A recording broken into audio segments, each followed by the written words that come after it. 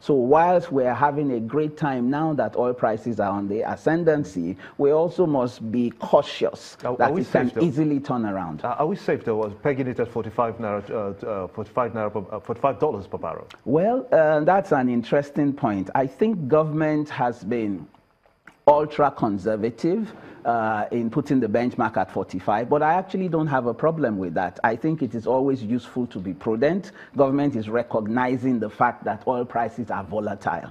Now, what I would like to see, so go back to the 2017 budget. 2017 budget was predicated on $44.5 per barrel. For the first, and it was passed sometime in July. So for about the last 5 or 6 months or so, oil prices have clearly been in excess of $50. So the question then is, what has happened to the surplus? The excess is supposed to report directly to the Sovereign Wealth Fund. So what proportion of the 2017 excess has reported to Sovereign Wealth Fund? Then going into 2016, so far oil prices are in excess of $60. So it means that potentially up to $15 per barrel can also report to the Sovereign Wealth Fund. So it will be interesting for government to clarify the 2017 position and give us an assurance that we will abide by the rules in 2018. Okay, I understand that my colleague in Abuja, Malkwe, has a question for you. Malkwe, go ahead.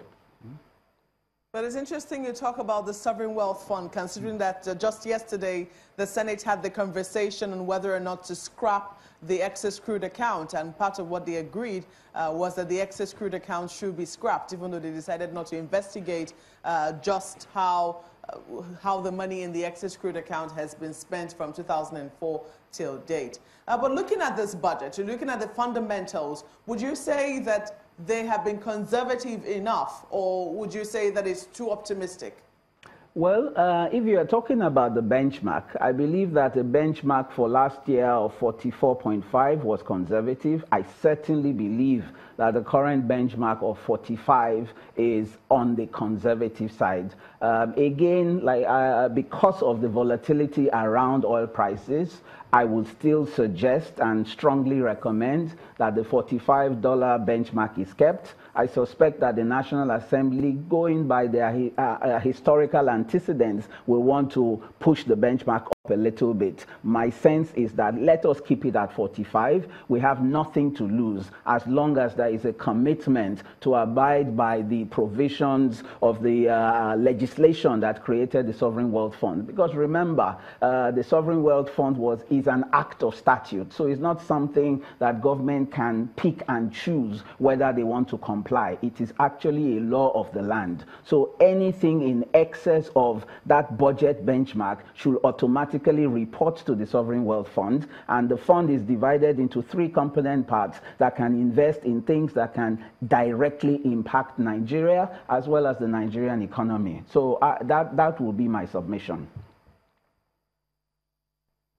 Okay, let's take it. So just wondering that. Go ahead, Malkwe. What about the other fundamentals? Let's talk about the GDP growth rate of 3.5%. Do you also share in that optimism? Well, the expectation is that for 2017, we will be lucky to close with GDP growth rates in the region of about 1.8%. At the most optimistic, maybe 2%. Pegging GDP expected growth rate for 2018 at 3.5.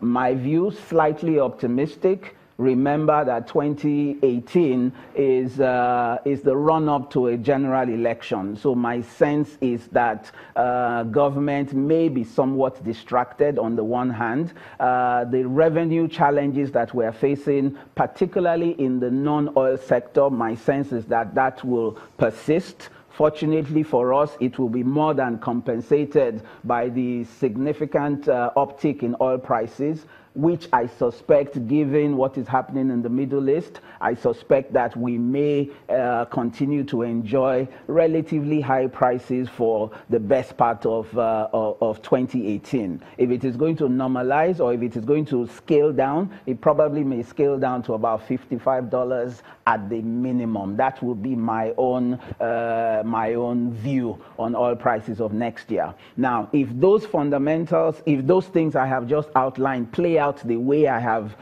presented them, certainly the Nigerian economy should grow, but I do not think that it will grow as aggressively as 3.5%.